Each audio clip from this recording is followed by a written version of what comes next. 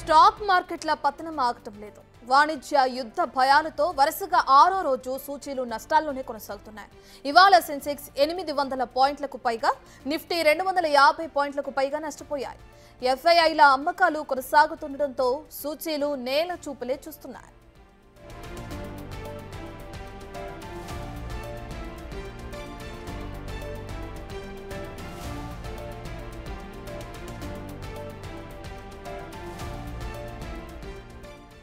Trump tariff భయాలతో ప్రధాన దేశాల stock మార్కెట్లన్నీ ఉక్కిరిబిక్కిరవుతున్నాయి. America అధ్యక్షుడిగా ట్రంప్ బాధ్యతలు చేపట్టాక బీఎస్ఈలో నమోదైన కంపెనీల్లో ఇన్వెస్టర్ల సంపద 25 లక్షల కోట్ల మేర తుడిచిపెట్టుకుపోయింది.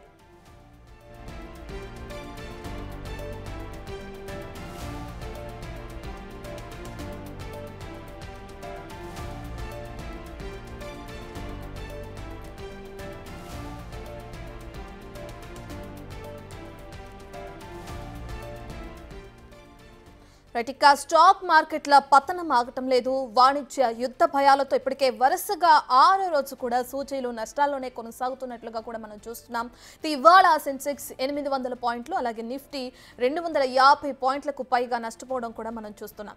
ట్రంప్ టారిఫ్ భయంతోనే ప్రధాన దేశాల స్టాక్ మార్కెట్లన్నీ కూడా కూరిబిక్కిరవుతున్నట్లు కూడా అర్థమవుతుంది.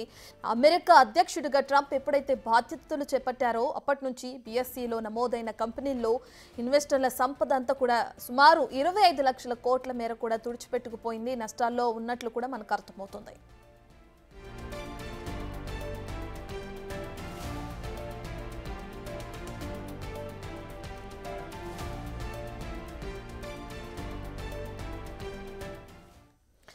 ఇక స్టాక్ మార్కెట్ ట్రెండ్స్ పై మనతో మాట్లాడడానికి అటు అనలిస్ట్ కృష్ణారెడ్డి గారు లైవ్ లో సిద్ధంగా ఉన్నారు. ఆయనతో మాట్లాడదాం.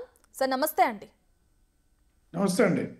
కృష్ణారెడ్డి గారు, గత 6 రోజులుగా ఇదే ట్రెండ్ కనిపిస్తుంది. అయితే మార్కెట్ ఎప్పుడు కోలుకునే ఛాన్స్ కనిపిస్తుంది అంటారు?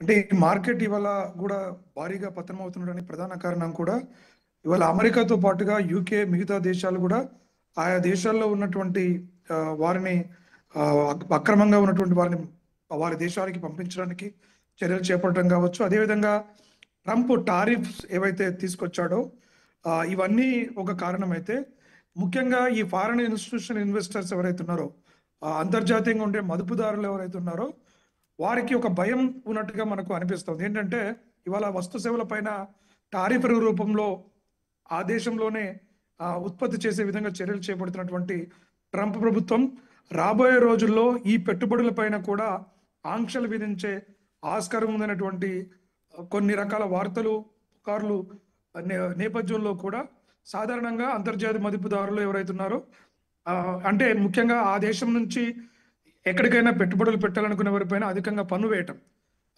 ఈవెన్ క్యాష్ అవుట్ ఫ్లోస్ మీద కూడా ఏమైనా పన్నులు వేసే అవకాశం ఉందనేటువంటి రూమర్స్ కూడా మార్కెట్లో కొంత చక్కర్లు కొడుతున్నట్టుగా కనిపిస్తున్న నేపథ్యంలో ఈ యొక్క అంతర్జాతీయంగా ఉన్న మదుపుదారులు మన దేశం నుంచి, ముఖ్యంగా మార్కెట్ల నుంచి వారి పెట్టుబడులు ఉపసంహరించుకోవడానికి కూడా అదొక కారణం కూడా భావించవచ్చు.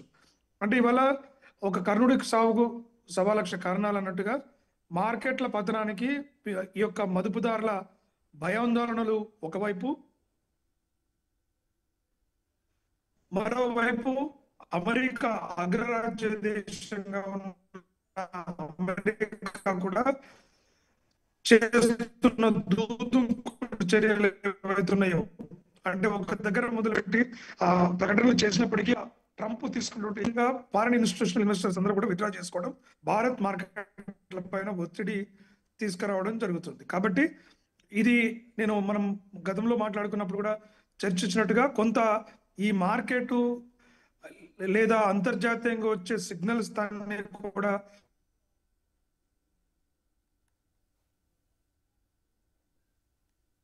అవకాశం నేపథ్యంలో ఇవాళ మార్కెట్ల పైన ఒత్తిడి ఉంది. కాకపోతే ప్రభుత్వం కూడా, భారత ప్రభుత్వం లేదా సెబీ కానీ కొన్ని స్పష్టమైన ప్రకటనలు